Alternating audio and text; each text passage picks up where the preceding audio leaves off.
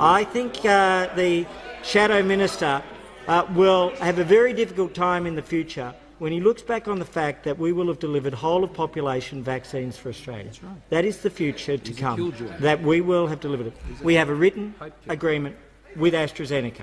We have signed that agreement. It's my name on that agreement.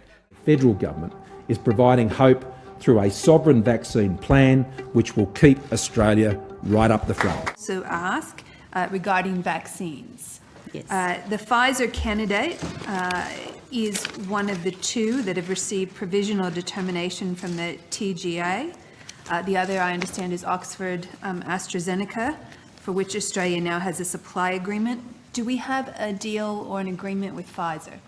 Not at this stage, Senator. Pfizer are one of the many companies that we are in active discussion with.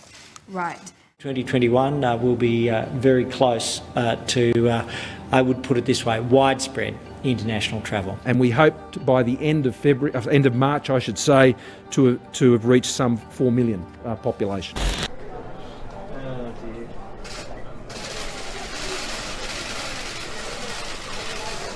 The buck stop with you on the success or otherwise of the vaccine rollout? Well, everything stops with me. I'm the Prime Minister at the end of the day. The Prime Minister promised Australians last year we would be at the front of the queue.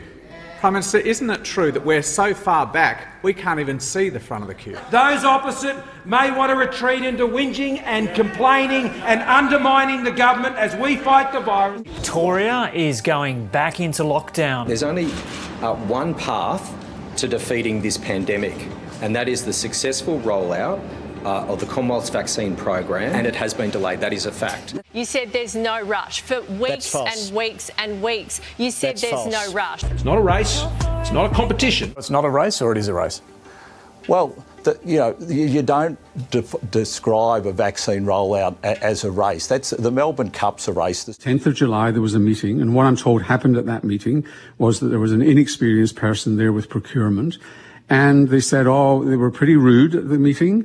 And they said, well, you're going to have to give us all your IP, which is an amazing thing to have said, and started nickel and diming on the cost. And essentially the conversation stopped. And then they came back in November, Commonwealth, and only got 10 million doses. We can't control supply, we can't control the doses we get from the Commonwealth. The Premier advised me that she was pleased with the dosage distribution. 6 million people have gone into lockdown. Greater Sydney told to stay home. You have to plan for the weeks and months ahead.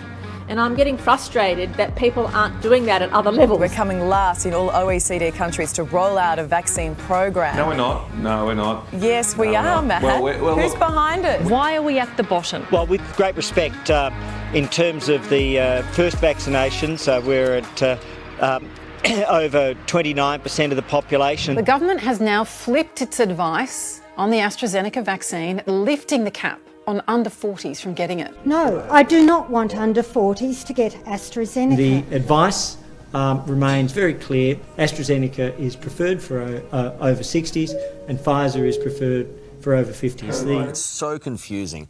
You can't come out and say with a great deal of fanfare it's over 40s, then change it to over 50s, then change it to over 60s, and then circle back around and go, well, bloody anyone can get it.